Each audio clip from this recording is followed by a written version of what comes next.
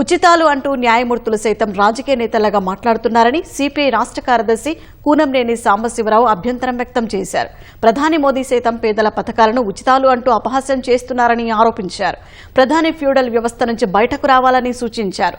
స్థానిక సంస్థల ఎన్నికల విషయంలో రాష్ట్ర సర్కార్ చిత్తశుద్దితో వ్యవహరించాలని, లేదంటే ఇబ్బందులు తప్పవని హెచ్చరించారు. నరేంద్ర మోడీ లాంటి వాళ్ళు ఒకవైపు కొమ్ము గాయటం అనేది వాళ్ళ వర్గ స్వభావం కావచ్చు. న్యాయమూర్తులు మాత్రం న్యాయం వైపు ఉండవలసిన అవసరం ఉందని చెప్పి నేను మీ దృష్టికి తీసుకొస్తూ 2% నుంచి 4% అయినా సరే సంపద పనులు వేసి పేదల్ని ఆదుకోవాల్సినటువంటి అవసరం ఉందని చెప్పి దేశవ్యాప్తంగా కులగణను అమలు చేయాల్సిన అవసరం ఉంది. పార్లమెంట్ లో చట్టం చేయాల్సిన అవసరం ఉంది. పార్లమెంట్ లో చట్టం చేయకపోతే సుప్రీంకోర్టు రూలింగ్ అర్థమవుతుంది. మనకి కేంద్రం వాళ్ళను దేశవ్యాప్తంగా చేయాల్సినటువంటి అవసరం ఉంది.